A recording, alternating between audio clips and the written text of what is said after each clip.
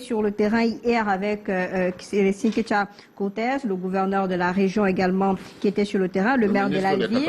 Donc du coup, il y a des recommandations qui ont été émises, notamment le recensement de tous les immeubles qui sont dans cette même zone afin de décider très rapidement de ce qu'il faut faire pour la préserver, procéder au déguerpissement des personnes habitant dans de tels immeubles pour anticiper, intensifier la sensibilisation des populations et s'adressant justement au maire de la ville de Douala et au maire de la commune d'arrondissement de Douala 5e sur les règles de l'urbanisme et la nécessité d'obtention du permis de bâtir, l'appropriation des normes de construction.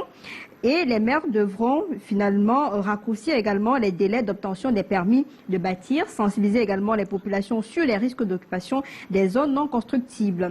Pour vous, ça pourrait quand même aider à prévenir demain d'autres catastrophes. C'est le même discours qu'on a entendu en Gouache à Bafoussam. Quand moi je suis Dr Simon, cela me rappelle le titre d'un excellent ouvrage, Quand l'État pénètre en bourse. On a l'impression que le Cameroun est un État, n'est pas un État. On a l'impression que nous vivons dans un environnement qui n'a pas de normes. Vous comprenez, madame? Il y a des gens dans ce pays qui ont le pouvoir, qui ont la puissance publique. Vous comprenez? Dans une commune, vous avez les conseillers municipaux. Le conseil municipal est l'œil et la bouche du maire. Les maisons, que ce soit dans les drains ou ne sais pas où, ne sortent pas des terres de façon spontanée. On les voit. Vous avez les chefs de quartier, vous avez les chefs de bloc. Il y a des comités. Qui sont là pour transmettre un certain nombre d'informations aux maires pour qu'ils prennent des résolutions très vite. Vous comprenez?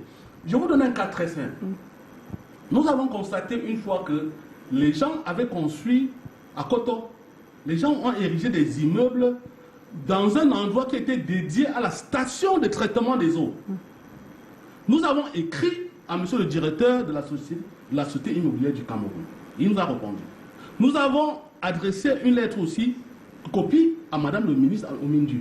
Nous avons fait deux réunions et lorsque nous sommes descendus sur le terrain, on s'est rendu compte que les gens avaient des titres fonciers dans les drains. Même les permis de bâtir dans les zones. Moi, je reviens. Il y a des cas énormes. Si vous allez à lundi, vers la paroisse de, je crois, l'église catholique de Mbangé, actuellement, vous avez un immeuble qui est suspendu. C'est connu. Nous avons fait un travail ici avec votre chaîne pendant un mois à Ouniak, où vous avez à peu près 400 habitants au kilomètre carré. Les gens construisent sur des talus. La seule solution que les populations peuvent utiliser pour remédier au mouvement de masse, c'est les sacs de sable et consorts. Il faut voir la qualité de l'eau. Nous sommes allés à CC. Mais vous racontez quoi? Vous êtes sociologue, madame Simon. Je ne vous apprends rien. Max Weber, qui doit être votre maître, a dit la légitime violence appartient à l'État. Quand vous déroulez ce que je viens d'entendre, votre narrative, j'ai l'impression que l'État a démissionné. C'est pour ça que j'ai parlé de... Quand l'État pénètre en bourse, c'est un ouvrage de Jean-Marc Ella, le sociologue des pauvres. Il faut se dire des réalités. Lorsqu'on est en face des situations comme celle-ci, des contraintes qui nécessitent autant de moyens pour les maîtriser, il n'y a pas une question de prendre les cartes de parti. Les gens qui sont morts en Dorbon, on ne sait pas si c'était LPM, c'est des Camerounais. Disons-nous les vérités.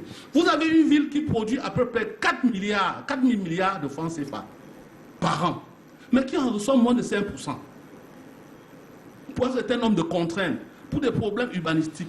Mais qu'est-ce qu'on va dire? Il faut questionner l'État jacobiniste, qui concentre tout à Yaoundé, qui ne peut pas renvoyer ne serait-ce que 10% de la production, de la richesse locale de la ville de Douala, pour qu'elle puisse répondre à un certain nombre de contraintes.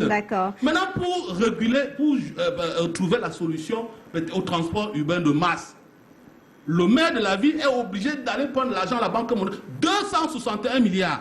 Ce n'est pas un cadeau.